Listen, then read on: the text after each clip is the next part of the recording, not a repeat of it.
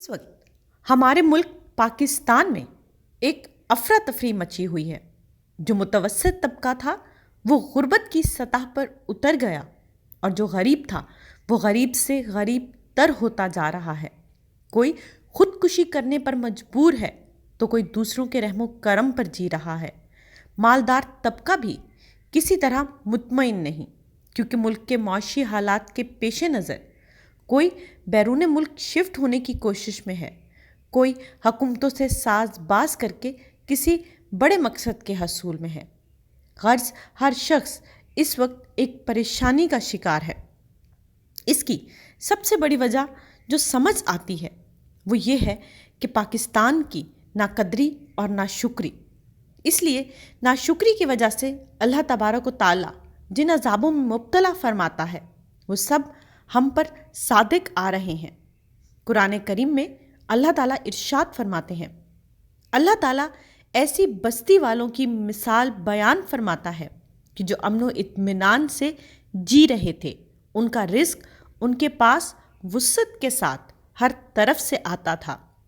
انہوں نے اللہ کی نعمتوں کی ناشکری کی، اللہ نے انہیں بھوک اور خوف کا لباس ان کے کرتوتوں کی وجہ سے پہنایا۔ اس آیت سے صاف واضح ہے کہ جب اللہ تعالیٰ کی نعمتوں کی ناقدری اور ناشکری کی جائے تو ایسے حالات میں اللہ تعالیٰ بھوک اور خوف کے عذاب میں مبتلا فرماتے ہیں۔ یہی حال اس وقت ہمارے ملک پاکستان کا ہے۔ پاکستان جو خود ایک نعمت خداوندی ہے اور اس کو امن سے اسے حاصل ہوا، پھر اس نعمت کی ناشکری کی اور اب بھوک اور خوف کے عذاب میں مبتلا ہو گئے ہیں۔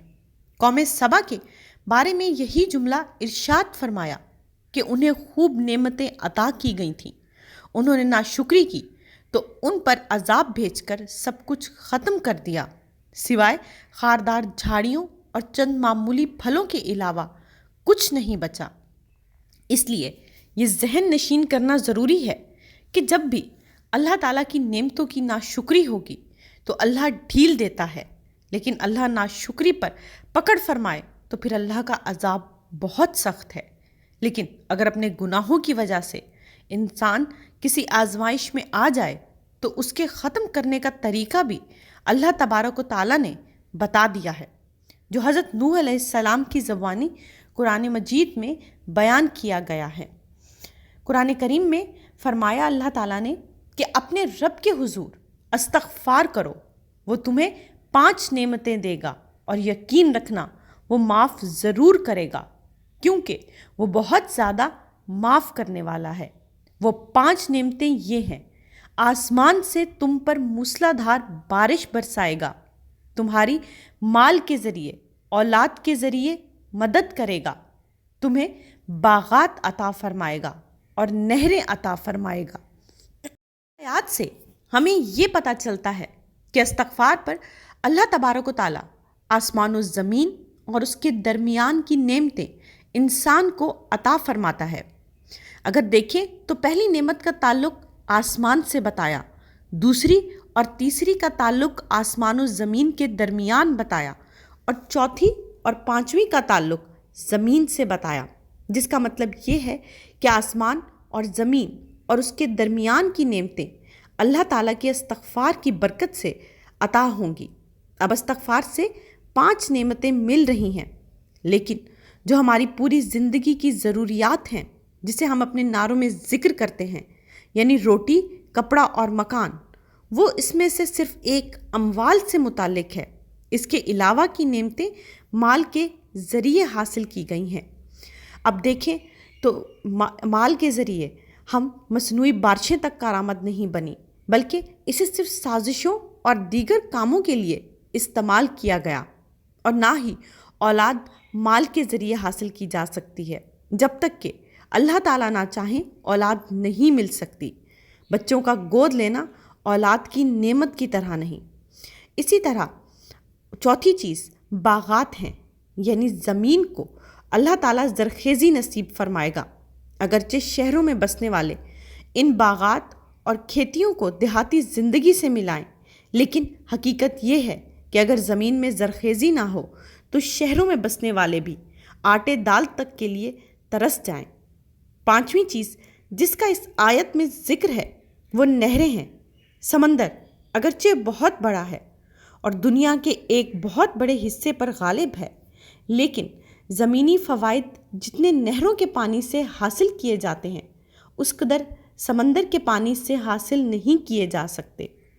بعض حضرات نے تو اس دور کی جنگوں کو ہی میٹھے پانی سے جوڑ دیا ہے کہ اس وقت دنیا کی ایک بڑی جنگ میٹھے پانی کی وجہ سے ہوگی۔ اس سے حاصل ہونے والے معدنیات جو اس دور کے نظام کو چلانے کے لیے ضروری سمجھے جاتے ہیں وہ سب کچھ اس میٹھے پانی سے ملائے جاتے ہیں، اور یہ نعمت اللہ تعالیٰ فرماتا ہے کہ میں استغفار کی برکت سے دوں گا۔ خلاصہ یہ ہے کہ آسمان اور زمین اور اس کے درمیان کی نعمتوں کو اللہ تعالیٰ نے استغفار کے ساتھ جوڑ دیا ہے، اور وجہ اس کی یہ ہے کہ زمین میں جو فساد برپا ہے وہ اللہ کی نافرمانی کی وجہ سے ہے۔ اگر ایک مسلمان اللہ تعالیٰ کے احکامات کی مخالفت کرتا ہے تو وہ دنیا میں ہی نقصان اٹھائے گا، اور اس کا ظاہری مسلمان ہونا اسے اللہ کی نافرمانی کی وجہ سے آنے والے عذاب کو نہیں ٹال سکتا۔ ہمارے کچھ گناہ تو انفرادی ہوتے ہیں اور کچھ گناہ اجتماعی ہو جاتے ہیں۔ انفرادی گناہوں میں توبہ بھی انفرادی ہو جایا کرتی ہے، لیکن اجتماعی گناہ میں توبہ کی بھی اجتماعی ضرورت پڑتی ہے۔ اگر ملک میں عمومی فضا گناہوں کی ہو تو ایسی صورت میں اجتماعی توبہ ہونی چاہیے، ورنہ لوگ دلائل دیتے رہ جائیں گے اور اللہ کا عذاب سب پر مسلط ہو کر سب ختم کر دے گا۔ استغفار کی بدولت اللہ تعالیٰ آئے ہوئے عذاب کو بھی ٹال دیتا ہے۔ چنانچہ قوم یونس کے ساتھ جس عذاب کا وعدہ ہوا تھا، ان کی اجتماعی توبہ کی وجہ سے اللہ تعالیٰ نے ان سے اس عذاب کو ٹال دیا اور انہیں محفوظ فرمایا۔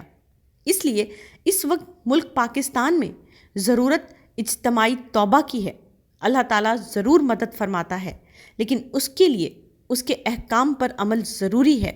نوح علیہ السلام نے اپنی قوم سے یہی فرمایا تھا کہ استغفار کرو، بے شک اللہ بہت زیادہ مغفرت کرنے والا ہے۔ اب ہر انسان اپنے گناہوں کے بقدر توبہ استغفار کرے۔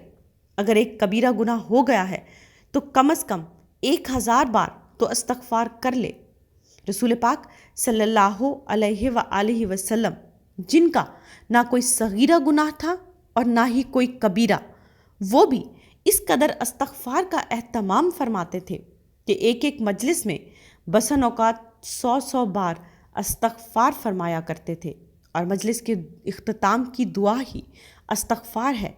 جب وہ ذات جس کا نہ صغیرہ گناہ ہے اور نہ کبیرہ، وہ استغفار کا اتنا اہتمام فرمائیں تو جن کا دن بھر گناہوں میں گزرے، جھوٹ، چغل خوری، غیبت، حسد، دھوکہ دہی، مکاری وغیرہ جیسے بڑے بڑے گناہوں میں مبتلا ہوں، تو وہ کیسے استغفار سے خود کو دور رکھنے کو صحیح سمجھتے ہیں؟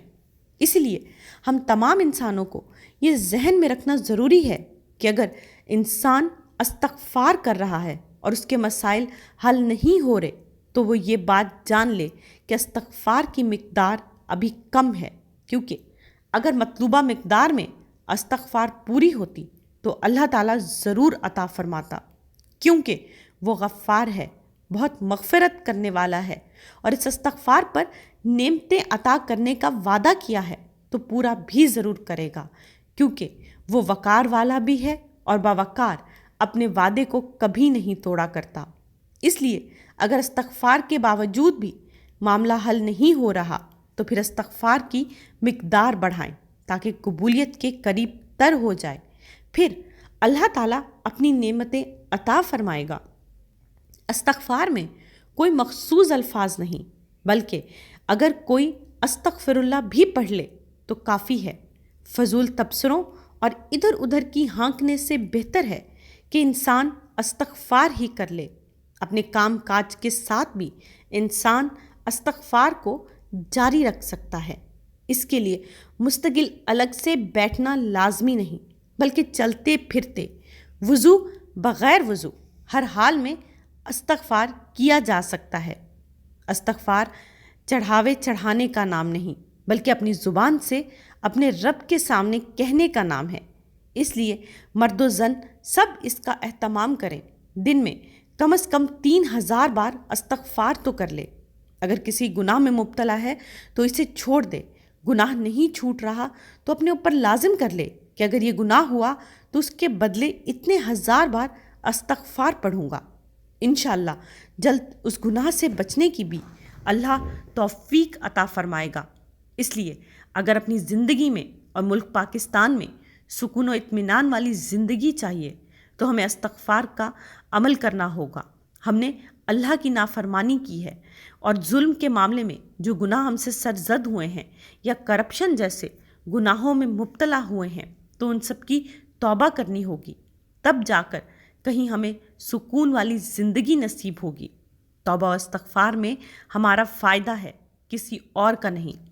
اسی لیے جو کثرت استغفار کرے گا وہ اپنی زندگی میں انقلاب اور تبدیلی دیکھے گا۔ اللہ ہم تمام مسلمانوں کو سیدھی راہ پر چلنے کی توفیق عطا فرمائے اور گناہوں سے بچائے، آمین۔